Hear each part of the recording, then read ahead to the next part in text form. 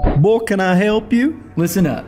I'm bringing you the best content to ever exist in the door-to-door industry, from sales, leadership, recruiting, and personal development. Well, why would I need that? Because never before have we been able to collaborate with the top experts in their industries, sharing their secrets and techniques on what makes them the best. Wait, who are you? I'm your host, Sam Taggart, creator of the DDI Experts and DDI Econ. Is there a place we can sit down? Well, come on in. Register today for DDI Econ, January 10th through 12th. Learn from over 40 amazing speakers, including the real Wolf of Wall Street, Jordan Belfort. Come as a team, learn as a team, leave as a tribe. All right, welcome to the DDI podcast. I'm Sam Taggart, your host, and this is Jeremy Neves, the president of Excite Satellite, which is a fun name. It's exciting. Yeah. And you guys are in the top 4 AT&T dealers, correct? So, been doing this how long? When did you start? 2008. That's my same year. All right. Boom, baby. There we There's go. like a brotherhood in the There 08 is. clan. That's right. Isn't that when Nate started too? Yep. Yeah. So anyway, so 2008, been over 10 years now. Yep. And tell me kind of how you got into it. Let's dive into this. So I got home from a mission in 2008 and started knocking doors for another local company in Salt Lake, selling Dish and DirecTV. Come off the mission and like, hey, I'm used to knocking doors, not getting paid anything. So I got gung-ho about it, learned the process and wanted to progress. Became a manager pretty quick. From June of 2008 until May of 2009, I went from a rep to a regional manager and ran a region my first summer out in the summer area. How'd you get a region that fast? Like you built it yourself? I recruited, I became a manager, had a team, and then I started recruiting managers. And Just like that. I wasn't an incredible recruiter. I just got very fortunate with the people I brought on that brought a lot of people. And by default, this company, it was their first summer doing a summer program out of state. They're like, oh, well, you earned regional. That's how this works. So neither of us knew what the crap we were doing. And Wow. So quite the experience. Went out. I'm out training people, 5 people deep, because I just barely learned how to sell. And it was a great experience. We had 60 guys to start the summer, finish the summer with 12. And Yes, baby. yeah, so Solid, that's where all the dude. learning comes. That's called the real first year managing. Yeah, that's the real first year selling, managing, first summer for a company. I just had this Lake Powell summit. We were out there at the same time, but this Patrick guy, it was his first year managing, and he came out at summit. He was one of the number 2 rep at Afton, and he goes, I was like, so how was it?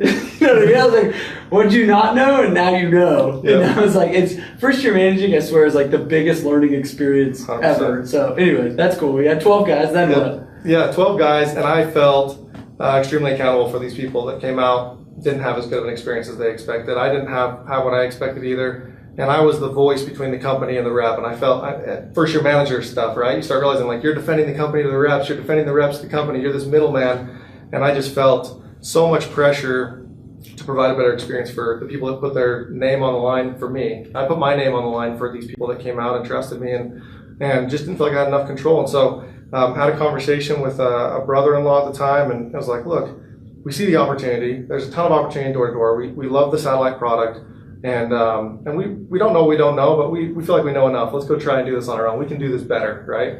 Again, 1 year in door-to-door, 1 year managing, and we decided, so in 2009, September of 2009, after that summer, left and started Excite. You started your own thing, just Started like my own that. thing. I had the worst summer ever. I'm going to just start my own thing Yeah. because of that. Like, Yeah. that's crazy. Yeah, I just didn't get paid some of the money that was owed to me, so my people didn't get paid, and I was like, look, if I'm ever going to recruit, if you've ever recruited a family member or a friend and they didn't have a good experience, you take it personal. And Yeah. so it's like, hey, look, I'm a sales guy. I want to run, like we did. But I learned that too many sales can be a problem if you don't have the right structure, infrastructure, support, and everything else. And so our vision was, hey, look, let's make sure that we build the train tracks at least 10 feet in front of sales. And then we can just start pouring gas into it. So Cool. I'm excited to dive into some of that journey. You know what I Yeah. mean? Like in this podcast, so if you're listening, we're going to talk on why, right? Like Yeah. this why has probably shifted and formulated over the few years and probably pivoted. And, Yeah. you know, it sounds like over the last year or so, you've kind of really dialed down your why. yeah, And I'm excited to train, you know, and talk and jam on what helps make people's why, what's your why, what creates a why, and then how to get other people to have a more clear North Star, a more clear thing that they're fighting towards. But before I do that, I want to ask you just one random question. And before we jump into that, so if you're listening, that's where we're going with this. It's how to recruit better through the why, how to have a better why so you can go impact more people. But the craziest thing that's ever happened to you or seen in door-to-door, what is it? All right. So we had a team that we recruited over in the previous year. They had a guy who was fresh off of a mission, came out and sold for the summer, and about midsummer in June, the manager gets a call, and it's this new rep, and he's like, hey, look, can you pick me up from the grocery store? Told him where to go. He picks him up, and he says, hey, I got to go home. My dad died. And the manager's like, man, I can't believe it. I'm so sorry. What can I do? He's like, hey, look, I lost my wallet. I don't have my ID. Can you buy me a ticket? Can you, or he had his ID, but he didn't have his credit card, whatever. He's like, could you buy me a ticket? And I'll give you cash. And he handed him cash right there to buy the ticket. Last minute, fly home from Colorado. He's like, okay, cool. Drives him to the airport and everything. Like a couple days later, this manager gets a call from the feds, from the FBI, and they said, hey, look, we have you dead to rights. And he's like, what are you talking about? Like, yeah, you drove to this grocery store. You were the getaway. And he's like, getaway for what?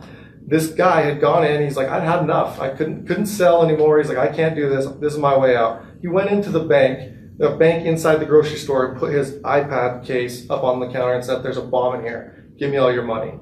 Robbed the bank, took that money, hopped into his manager's car, who now looks like he's part of this, had him buy the ticket and sent him home. That is insane. Yeah, pretty nuts, right? You think every year, I'm sure you said this, hey, I've seen it all. Oh my God. I've seen it all. There's nothing else. There's another one. I need out of knocking so bad that I'm going to come to the point of robbing a bank to get home. Yeah. Oh with my iPad. At least I'm going to use one of the tools they gave me to have success, right? I'm going to apply that one. So if you're providing iPads for people as first-year reps, think twice. Just that's all our advice Add it into is. the contract. We are not liable if you use this as a bomb. Yes. It's kind of like those random laws, like a horse can't eat a fire hydrant, or like, you know, those like weird laws that really do exist, and you're like, what? They probably had to come up with that because of somebody did it. Somebody did that. Like, oh man. Okay, so let's dive into this. What is, I guess, why do you do what you do? I'm curious, like, you know, you obviously run a really successful company, and like why? I guess what's your why? It's a great question, and I feel like, you know, something that's important to know is, like, I haven't always had that why. Like when I started the business, I think you could look back and go, oh, he had a why, like he wanted to have more control, or, you know, there was definitely a purpose to the reasons why I went and started, but it wasn't clearly defined, and I didn't know it. And so I felt like I was always going, what is my why? And it took time to actually dive in and look into identifying what really gets me out of bed in the morning. And somebody had shared with me what true freedom is. And I'm like, okay, I'm listening now. What's true freedom? True freedom is being who you're here to be. Being who you're here to be on this earth. And I believe there's a calling. I believe there's a higher power. And there's more than just this life. And so it resonated with me. And I'm like, well, who am I here to be? And that's where identifying with that why is like, who are you when you are your absolute happiest? What are the things that you're doing? What are those traits? When you ask people that know you, like, hey, who's Jeremy? What is he like? What are those things? And it started to make me think of, like, okay, when I do something charitable, or when I do something for somebody else, man, that makes me feel alive. That fills me up. And so that's where I started to identify what that why was. And for me, I would recommend this to anybody. Simon Sinek, he has a book called Find Your Why, or Start With Why. Start with why. And actually had the opportunity to work with Simon at that other company. He was on the board of that company when he was writing the book Start With Why. What? Yeah, crazy story. We can get into that another time. Can you get him to come to door-to-door con? I don't know. He wouldn't remember me, but he literally helped us change our pitch. So I had to change my pitch from what I was used to knocking on the door. And I can only remember this part, but I would knock on the door and say, hi, my name's Jeremy Neves. I'm an aspiring entrepreneur. The reason I'm at your door today is because of ... And it's the reasons why I aspire to be an entrepreneur, what that future life is that I want. And I was like so uncomfortable trying to identify what those things were. And I didn't put a lot of credit to it. Now I come back 10 years later and go, man, what is my why? I go back and I read Start With Why. And then he has a workbook called Find Your Why. And it's like how to find your why, a process that you go through. And I went through and I did it. And I was like, man, do I really have a why? And you narrow it down to a why statement. And I was like, is this really what it is? And so I actually went and did it a second time with somebody else. So I come back and see if it was the same thing. And it came back and it's like, it comes from who you are when you were growing up, the way you were raised, and a lot of things are just ingrained in you. And what I was able to identify from that was a why statement. And a why statement starts with to blank, so that blank, and so that is the impact that it makes. And so my statement is, sorry, my mouth's getting pretty dry here. That's the Adderall kicking in. That's the Adderall, ADD, at least I'm focused. Yeah. So my statement is to inspire others to reach their full potential so that together we can truly live an extraordinary life. Love And that. so a key word in that for me is the together, right? In order to inspire others to reach their full potential, I've got to do it too. And that's how I'm inspiring other people, is reaching for that full potential. So that continuous growth and improvement and that extraordinary life can be identified with a number of things. But doing that with other people is the key to that why for me. And so everything that I do now within the business is like, hey, does this support my why? Is this in alignment with who I am and where I want to go? And if it is, I continue and I give all my passion and energy to it. If not, I find a way to get that out of my day to day. I love that. One more time. So it's I do this to. So blank. To blank. So that blank. So that blank. Yeah. So that's a why statement. So that's an easy, just A plus B equals your why statement. Fill that in. So it's to and then the impact. So that is the reason. The result, the outcome. Yep. So I think a lot of people, and I love how simple yours was. Yeah. I think a lot of people, in my life, it's been, I have this like paragraph of whys. Yep. It's like, well, technically this and this, and then, well, what? It depends. Are you asking from this angle, or, you know? And Yeah. like, and I felt like my why was really fuzzy. And over the last year or two, I've really spent, like you said, I've been on this journey of growth, and I'm like, dude, I love how you said it. It's like together we're up leveling and we're growing. Because I think anybody that thinks like I'm this and I'm inspiring these people, it's kind of like nobody really has it made. You know what I mean? Nobody's got it figured out. You're looking for significance, right? Yeah, exactly. If you're just aiming for significance, you're never going to feel significant. Yeah. Because it's like, oh, I got there. Okay, well, this Next person's one. not satisfied. And guess what? We all spend way too much time worrying about what other people think. And I heard this the other day, is that nobody's thinking about you. They're thinking about what you're thinking about them. That's what we're all doing. Say that again. Nugget. They're Yes. not thinking about you. They're thinking about what you think about them. Yes. And so what you're thinking about them. And so stop worrying about what other people think. There's going to be a lot of frowny faces on here. Yeah, frowny face. How many frowny faces are on here, right? What's the over-under? I'd say more of the frowny face. But look, if everybody's giving you a smiley face, people are lying to you. And do you want people to not tell you where they really stand? And so, again, I think that's a key factor there, is to just know, I don't need to please everybody. I just need to know where I want to go. I love that. So let's say that you're now trying to help somebody else find their why. Mm-hmm. How do you inspire? Now, obviously, you manage a lot of sales guys and leaders and recruits and whatnot. How do you inspire others to find their why? Because, I've done like why exercises. Yeah. Everybody write out your why. Mm-hmm. And you watch some of the people like I was with Shoney this whole weekend, and he's just very like dialed, right? Yeah. And so I did a lot of those questions, and you just watch him, and then I watched like other people, and I said names, but it just sad. It's a blank page, and it's like, come on, guys, like think of something. It's like, I can't think of anything, man. I'm like, okay, think of something. It's like, Yeah. you know what I mean? Like, Yeah. So what do you do? Like, what do you found that works that helps you inspire the why? So first, I put that plug in for Find Your Why, the book, right? I would recommend everybody go and read it. It's a process, and it's daunting, right? To think of. So I'm going to come back and I'm going to simplify this and give some simple nuggets there. Yeah. But it's like, that is an exercise where it's like, if you step back and go, really, what are we all looking for in this life? We're all looking for happiness. If you were to say like, hey, if you had all the money and everything else, what would you want? It's like, I want to be happy. I want to be peaceful. I want to be stress-free, right? Well, if you want that, then here's the first step to having that. You got to know what it is in order to feel that way. And so that book is worth taking the time and going through the exercise. And I'd say that whole exercise, from reading, understanding, you get a partner who actually asks you questions, and you share experiences from growing up. Tell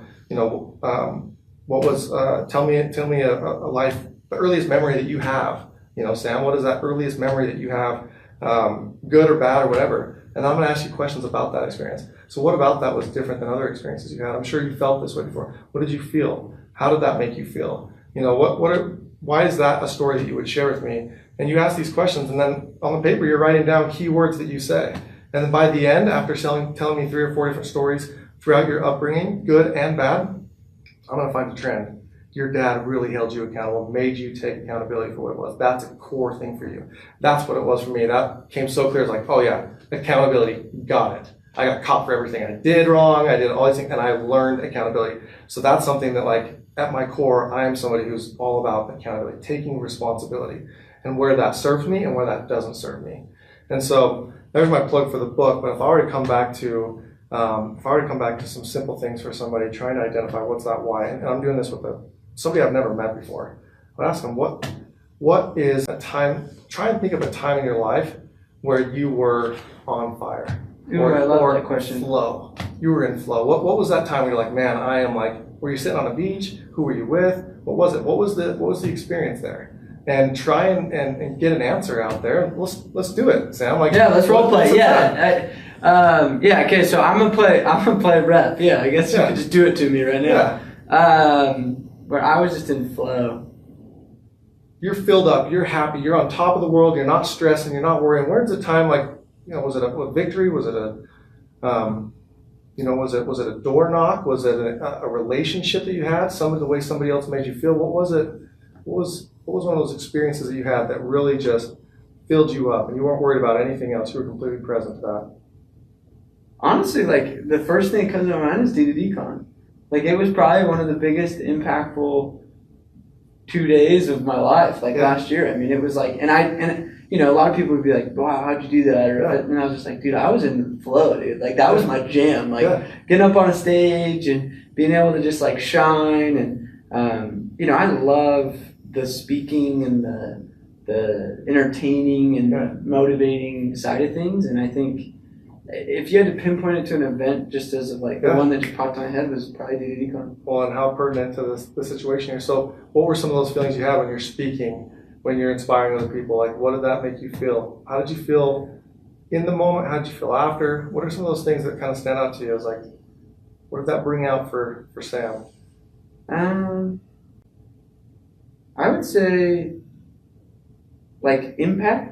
Maybe would be a good word, like value. Yeah. Like, I was a contributor. I the best feeling ever was like, I had hundreds of messages afterward that were just kind of like validating, maybe almost like significance. I know that sounds bad, but 100%. It's like, there's a sense of like, you set out with a mission and a cause, and people validated that mission and cause, 100%. And then supported it. Like, people were like, I'm behind you. Yeah. And that to me was like, probably the feeling of gratitude of like, wow, like, I had a pure cause to go support the industry, and people actually bought into that. Like, you had a vision, a mission, something that you wanted to do, and not only that, you took a risk, right? Yeah. A lot of people were against that, right? A lot of people were hesitant. I know for me, I had some hesitation, like, hey, is this good? Is this bad?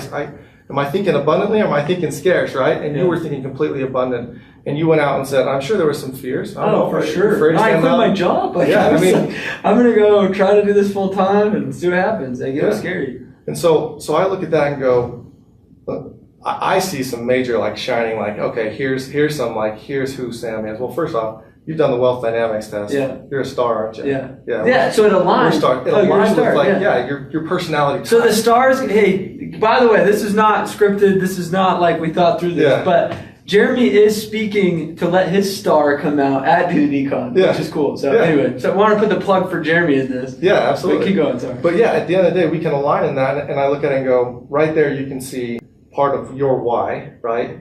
As a star, you're somebody who wants to take the stage, right? Yeah. You want to be in that. Doesn't mean that you're not afraid of it. Doesn't mean that you don't have some anxiety around it. In fact, for me, that's one of the things that scares me the most. You asked me to come and speak, and I'm like, absolutely, yes, I want to. But I got to get through it to feel what I want to feel. Because right now I'm like, oh, there's some anxiety, right? Yeah. And so, but that's one of those things where you share that experience. Dude, your physiology changed. Yeah. Your eyes lit up. You're like, I know what this is, right? You were I think you thought of that one first and you're like, hey, is there something else? Whatever. Yeah, like, I thought at first and I was like, I don't want to, like, self-promote this on, you know what I mean? Like, I was like, you questioned but to be honest, like, that was probably one of the most powerful things and experiences that I've been through. A lot of people are like, the event happened and this and that, but it's like, I transformed. Like, I was in serious flow. Like, it was just like, dude, this is like my calling. This is calling, fulfillment. So you look at it and go, you did that not for you. It was in alignment with what your purpose was. So if we have identified something as far as your why, what would a couple of those things be for you? The fulfillment that you got there, right? What is the fulfillment? What are some other things in your why? I guess, let me rephrase that. I kind of got wordy there. So if I were to ask you in that experience, again, coming back to your question to me is, how do you help somebody identify their why? We've pinpointed an experience that you had that you felt fired up. It's a memorable experience. It was a positive experience. Yes. There was some work that went into that, but you came out on the other side and you felt completely filled up, right? So what are some of those things that you would say are in alignment with your why? What do you think some things that really drive you that you'll do over and over? You're doing door-to-door con again. Yeah. Coming up. So what would one of those things be in your mind, that's part of your why?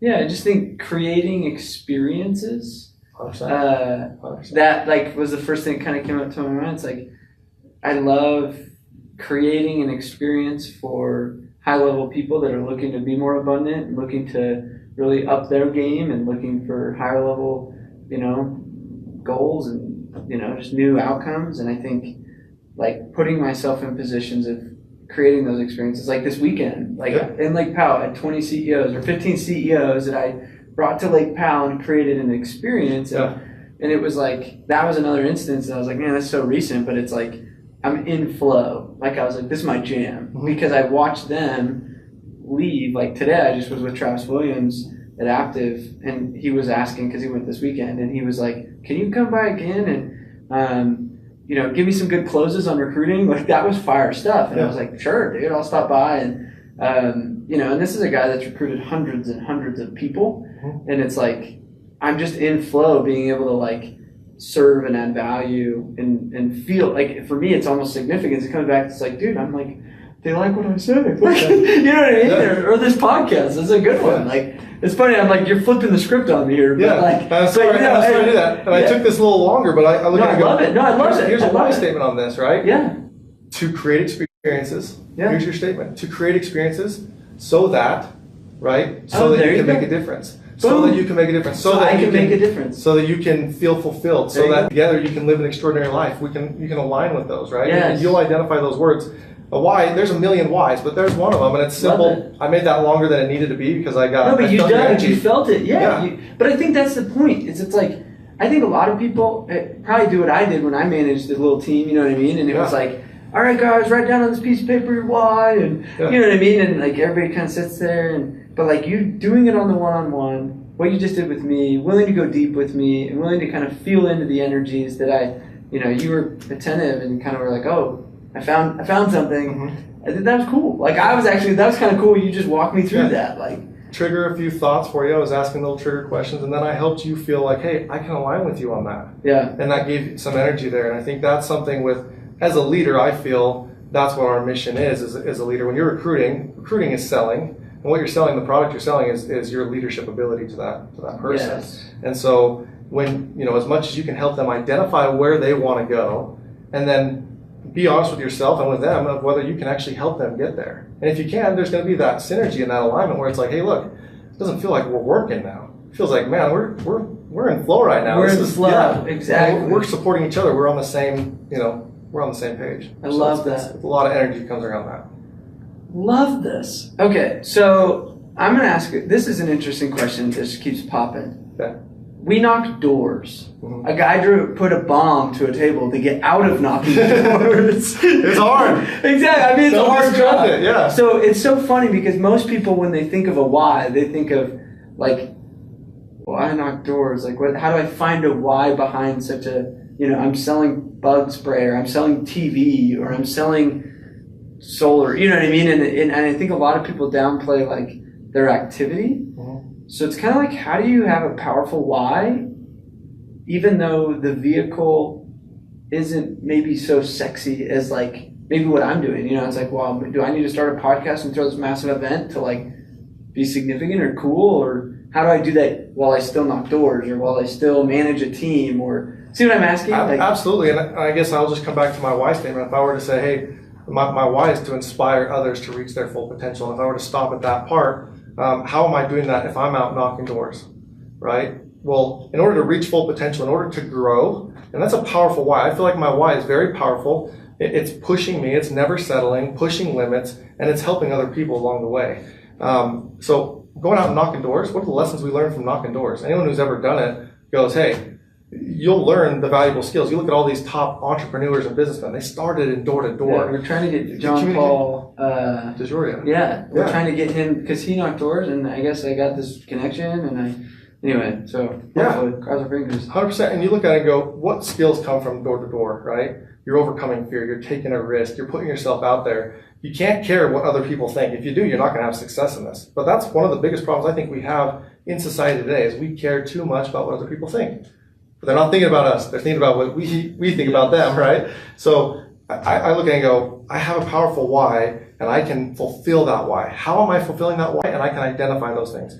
I am fulfilling that why by going out and knocking a door. I'm fulfilling that why on every customer that I sit down and talk with, whether I get the sell or not, and I inspire them to get off their butt and stop watching TV, you know that's what the product I'm selling to them, and go and chase whatever it is that they want. I lift people's spirits in conversation with them, right? Yeah, I make All them feel these good about things- Yeah, you make them themselves. feel good. And how is that helping me reach my full potential? It's having me have a bigger picture view of like, it's not just about this. We're human to human. We're making a difference in the world.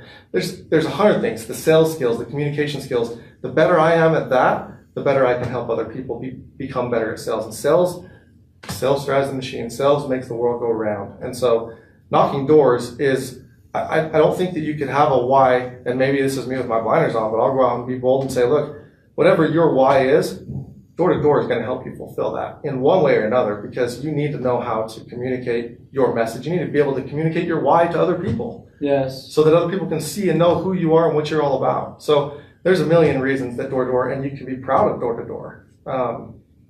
Be proud of it because you know you do it the right way. Yeah. That's a caveat for sure. I love that. And that's like really what I'm trying to help push amongst the industry. Like I just think, that's why I give everybody a shirt at DDI Econ. I knock doors. That's why it's the DDI tribe. It's the take some ownership, and it's like the fact that you do this job should be like an honor. Absolutely. And I've gone to different companies and consulted all over the country, and I go to some people and I'm like, you almost give door to door a bad name because you only I wouldn't even call you a door knocker. Like, let's shift some things, and then I can call you a door knocker. Yeah. Because if you're trying to hide it and you're shying away from it, like that shows that you're scared of rejection. Yep. It shows me that you're too scared to really talk and convince somebody and spread your why and show your joy. Like people are like, yeah, let's freaking go grind and let's go do it. I'm like, yeah, you're willing to get in there and up level and make some change happen in the industry. You know what I mean? In the world. I think it's like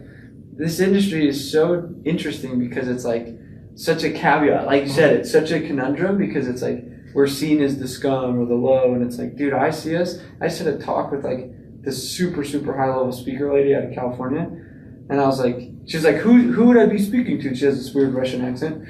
And this is yesterday. This is so funny. So I'm like, who are the people at this event? I can't do it. No offense if you're on Facebook Live. Yes. He loves. I love everyone. But it's so funny, and she's probably not watching this. But anyway, her name's Margo, and she's like, so where are these people coming? And I'm like, well, the Russian mob won't be there, but I'm just kidding. I was like, yes. No, I did not say that. I'm like, you knocked enough doors to know you can slip stuff. Yeah, I can slip find a way out of it. Exactly. Yeah. I think I did say something stupid. I was like, but then I was like, but look, I'm maybe too bold to say this, like, and you probably are gonna laugh when I say this, but I'm gonna say this with confidence. These are the most hustling, like the young hustlers of America. Yeah. Straight up the ones that are willing to hustle, look to improve their lives, and make a difference. And I was like, it would be a privilege for you to be able to even speak in front of these people. And this is some like high level person. I was like, but no joke, these are the shakers and movers. And she was like, wait, you're tying this as a door-to-door event, isn't it? And I was like, hell yes it is. And it was such a cool conversation. And I just see you too. You're like, yeah, hell yes it is. And I was like, this is, and I think like that's what's so powerful is I think a lot of people, when they're trying to craft their why, they're like, they're almost like, well, it doesn't really have anything to do with door-to-door. I'm like, well, door-to-door is just a vehicle, but it can have everything but nothing to do with door-to-door. Yeah. Yours didn't say like, I knock doors so that. Yeah. It was, no, it had nothing, but door-to-door is your biggest and best way to go do that. Yeah. Well, again, it comes back to like, if you are ashamed of knocking doors, you should probably ask yourself the question, why are you ashamed of it? What is it about door-to-door that you're ashamed of? Is it just because you heard somebody say it in a weird tone? Did you ask questions to understand why they said that? Like, And does that align with who you are? Because I think the reason used car salesman, door-to-door sales, whatever it is, you can cast shade on anything, really. I know. I'm like And an it's engineer, a pilot. Yeah, Like, whatever You're it a is. pilot for Whatever it is. But like, if you know that you are doing your absolute best and why you're doing it, if you know why you're doing it, right? And again, we're trying to identify getting into that why. Again, I think the why comes first. Start with why. Start with why. Instead of coming back and going like, I can't come up with a why because I'm worried about the pride of whatever, start with your why. Forget what you do. This is just an engine. This is just what you do today. It's not who you are. It's not why you're here on this earth. It's just what you do. And what you do is going to change over and over in your All the life. time. So why are you doing it? Let's identify why we're doing things. One thing came to my mind. I just want to throw this plug in there. I just got back from Europe. First time out there. Went to Rome. Coolest thing ever. I was so looking forward to going to the Colosseum.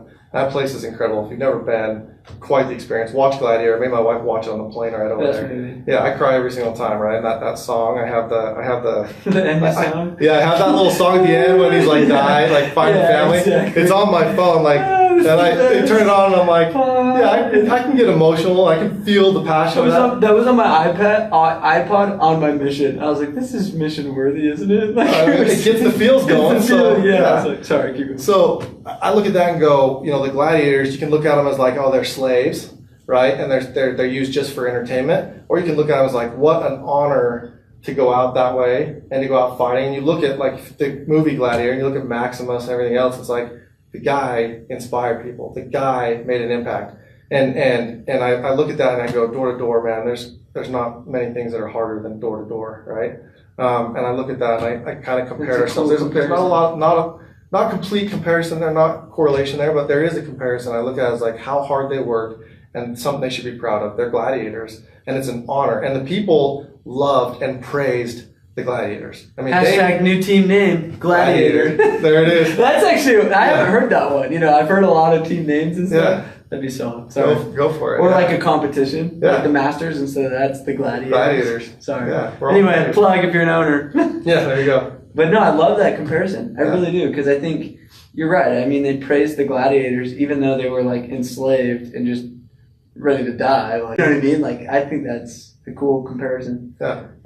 Okay, so to wrap this up, I always ask, and honestly, I've just appreciated your time. Like, this has been Thank a you. privilege It's an honor to be here. yeah, just like to meet you in a deeper level. I always feel like my connection gets deeper every time I like jam like this. Yeah. But I always ask this last question. What advice would you give the door-to-door space? Like, if you had to give one piece of advice, what would it be? Crap, my mind's so I know. triggered on why right now. I know. Like, So what's it your can, why? it can- Yeah. yeah. No, so let me get even clearer on the question. Yeah. You can pick, how about this? Advice for reps coming home from their summer.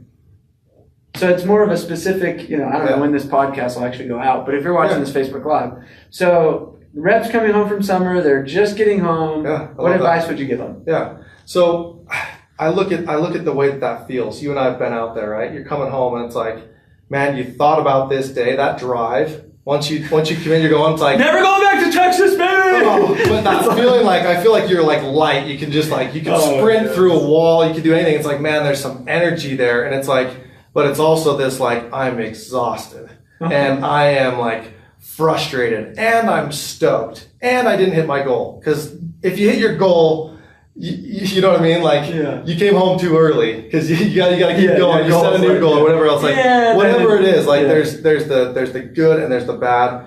The biggest advice that I would give there, and I could give a ton, but I'd look at it and say, reflect back and find the wins. Look at how you won, because I think we need to be better and better at realizing where we won instead of, I was listening to this podcast. I guess I'll rip my final question off of somebody else's comment. I think it was Ed Milet who said, he calls it blissful dissatisfaction. And he talks about how so often we feel we can't be satisfied. We can't be happy until we're satisfied. And so we're going, hey, look, I'm not going to be happy until I hit that goal or until I get $1 million or until my goal is 200,000 this year. I only made 150. I'm not going to be happy until I get to 200. I'm going to work through Christmas, whatever it is. I can't be happy until then, or I'm not going to be happy until whatever. And we do this to ourselves. We beat ourselves up. I can't be happy until. There's some motivation of like, okay, I'm punishing myself until there's that reward. We said, how much more powerful would it be if you understood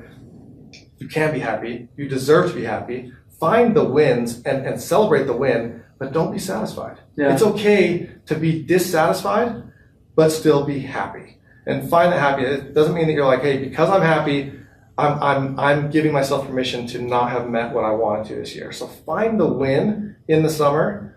Make sure you know and understand that. And not that you're being fake. People that say, how was your summer? Don't be that guy that's like, incredible, crushed it, I did amazing. Be real, be authentic. It was the hardest thing I ever did, and it was the best thing I ever did. Even if you didn't sell 100 accounts, you sold 50 accounts, and you're going, hey, it was the best experience I ever had. Look back and go, here's the people's lives I impacted. Here's the skills that I learned. Here's the work ethic that I learned. Yes. Here's what I'm going to do better going forward. But find the wins and let that energy carry you into finding your why if you don't have it, and applying everything you have towards that why going forward. And I want to add to that, because I think so often people are like, this is my last summer, never doing this again, one and done. Like, and it's because they're always looking at the negatives and the hardness and the grit and the losses of the summer. Yep. And I'm like, I promise people would, it's kind of like, who are all the people that would still be in this had they just taken that advice? Yeah.